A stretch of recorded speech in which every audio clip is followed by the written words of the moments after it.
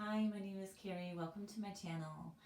I wanna just kind of discuss today a few things about the fear that people are experiencing that brings up a lot of anxiety in the body. Um, we have had a lot of changes in our life globally, like around the whole planet. And these changes are triggering for us because we have been so busy that we haven't been able to deal with anything that we've stashed and stored in our bodies, and we find escapes, right? So you may even be feeling this now where your escape used to be shopping and it can't be shopping anymore, so you're turning to wine or the fridge or watching Netflix all day or um, taking some kind of pharmaceutical drugs for stress and anxiety.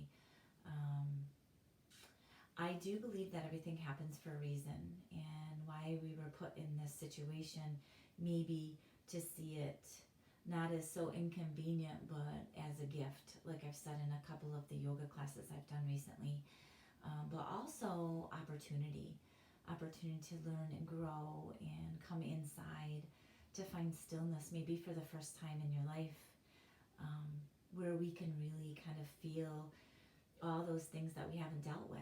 And some of those things might be emotional stuff stored and stuck in the body.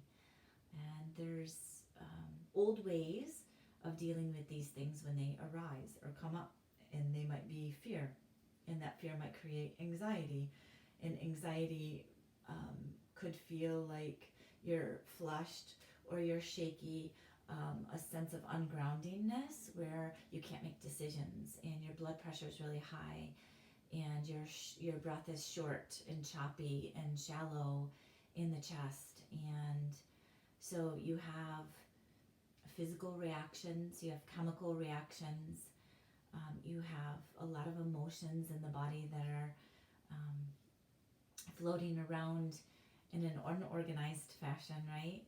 And we don't really know how to deal with some of those, and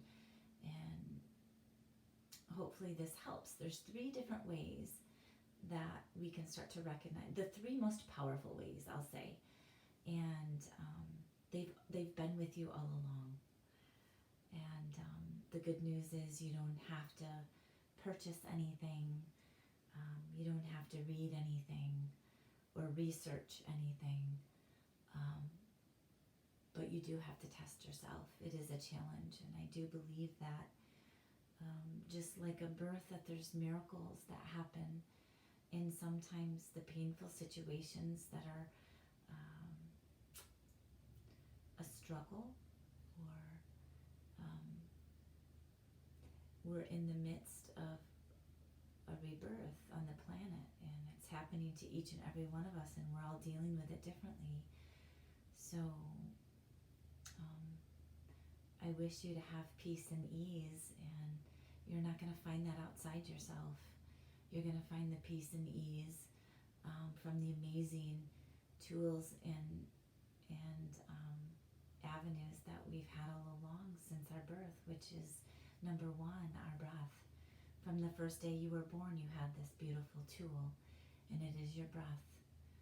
And this breath, if you can just take a moment in the midst of being fearful or anxious or stressed, and notice what that breath is actually doing within the body, and how it cultivates an inner knowing, when we can just take ourselves inside. Okay, yes, it's in the chest, it's really shallow, it's choppy, it's uneasy, and it feels like I can't even breathe. So then you could ask yourself the question, well, can I just, open my chest and take that breath up a little higher, just a little more expansive. So we inhale, and then we exhale, and we start to learn to slow down the breath, because the thoughts are what direct our attention to other than the present moment. And when we get directed projected outside of ourselves, beyond the present moment, say the future. What if? What if I get the virus? What if I get unhealthy? What if I die? What if my loved ones die? What if so-and-so gets it because they're compromised and they might die?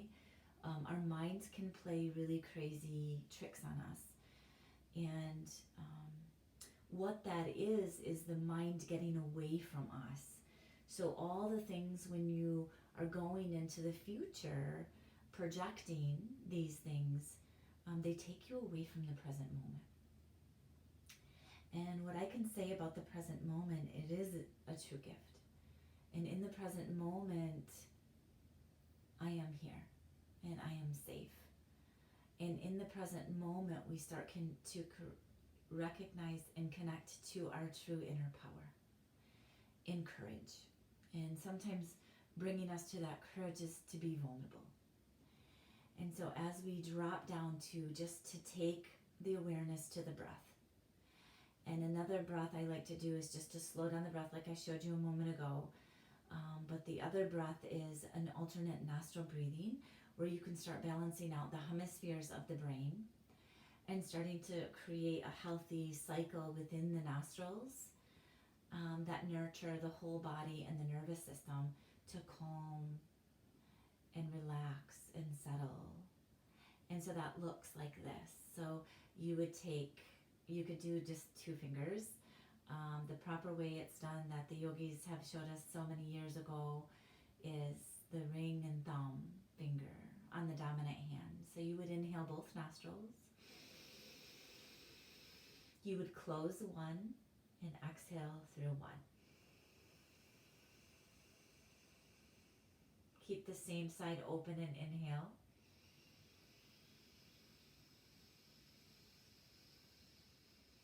Try to bring your breath all the way up and close that one and exhale through the one that was closed.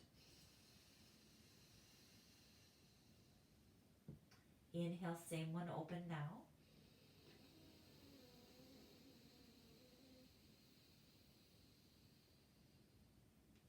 Close, exhale. Opposite nostril. Inhale.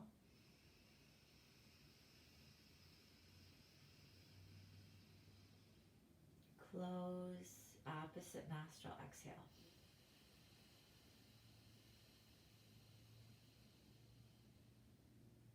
Inhale.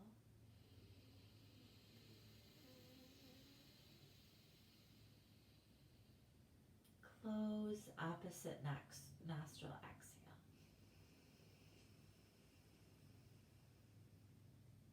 Inhale.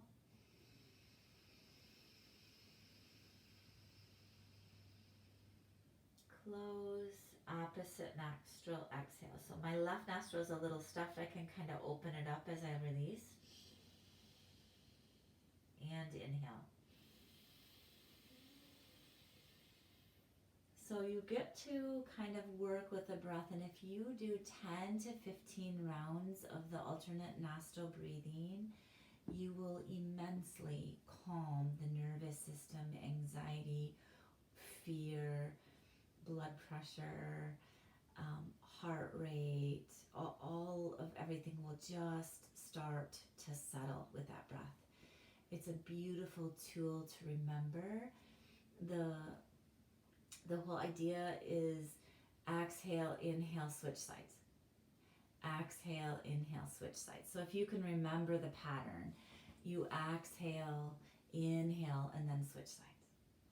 And it's a very simple rhythm that you can do, along with just slowing the breath down. Maybe when you start to slow the breath down, there's a count in there. Maybe it's a count of 4 as you inhale real slow. 1, 2, 3, 4, and then counting back down. 1, 2, 3, 4. You can do a pause also to relax the mind and body. So breathing is the number 1 technique that you can relax into a calmer state of mind or being from fear and anxiety. The danger red flag alert is something that we've learned a long time ago. And I do believe that we're given this opportunity now as a collective, right? As one human race, that we're able to come into acknowledging some of these old sacred tools that we've had all along, and to use them in the best ways, because we're not distracted, we're not busy. Most of us are working less or not working at all. We can use this as an opportunity to grow and learn and become more resilient, or we can stay stuck in the vortex of fear. Maybe even you're experiencing anger or resentment or blame, which is the mentality of, look what happened to me, right? The mentality that I'm in this situation. Well, everybody's in this situation. So take responsibility that you get a choice to think, feel, eat, have conversations, everything that you're doing in either a positive way that builds and reinforces where you really want to be. So maybe I would call it the next version of yourself. How do you really want to show up? Or you could choose fear and anguish and destructive behaviors, turning to alcohol and a lot more pharmaceutical drugs than you use, or emotional eating, so eating things that aren't really that healthy for you. And so if we could be a clear vessel to download or remind ourselves to remember who we are. Remember who you are. You're so powerful. You're more powerful than you think. And we were given this curse / blessing for a reason. And I want you to decide how you want to take it, how you want to deal with it, how you want to process, how you want to respond to it. We'll come back to the second version of a powerful tool that you have, and that's movement. And if you're choosing to sit on the couch and binge watch Netflix, or you're stuck in your house and you're sitting a lot and not moving, there's not a lot of emotion that you can process. And movement is one of the best ways that you can. So for my yoga community, I would definitely say get on your mat. And I offer several videos on here, and then also Facebook Live. There's lots of videos in our library that allows you to go back and listen and watch yin yoga, a flow yoga, a meditations, things like that. So you get to choose. How are you going to show up? Walks, running, hiking in the dunes, connecting with nature, taking your animals outside, dancing, turning on your favorite song or a song that you can't help but move to. And you'll be surprised how good you feel when you do it. Even if you have to force it at first, just get outside. I raked yesterday, and in that raking and cultivating, connecting with the earth, I was even barefoot yesterday for a little while, earthing on the ground and connecting my feet to the earth and the grass that's been dormant or sleepy all winter, and to feel the life force energy or the aliveness of all that my backyard has to give me. And everything's budding and the birds are chirping, and there's so much to be grateful for. So to sink into that movement, whatever it is that you need to do. The third and most beautiful thing, as well as sound of your own voice, right? Connecting to the Vishuddha, the throat chakra. When you connect to the same voice, and just a simple sigh. And if you recognize your breath and get in the moment and find this peaceful place, or maybe it's not so peaceful in the beginning, but to settle into this moment, this breath, this sigh, and maybe a shake at the same time, you're getting all three of these versions of release to take you back down to neutral, right? To ground. You got movement, you got sound, and you got present moment with the breath. So there's a lot of really beautiful things that you can do. I also like sound healing. So I have a little, I have Tibetan bowls, crystal bowls here with me. And so if I'm feeling a little overwhelmed, I take myself up to our little sound healing room here, and I start to feel like these healing vibrations. We also have a drum. So it just depends on, maybe you love to sing, or my other thing is I love to chant and I play the harmonium. So I'm moving and I'm breathing and I'm sounding and I'm hearing the vibration or version of your own sacred voice, which is actually more unique than your thumbprint. So this is a buffalo drum.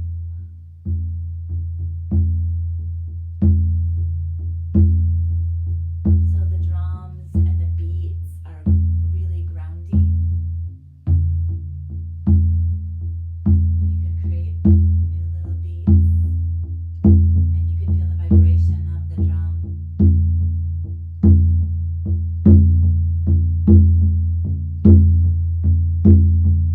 And use that as clearing.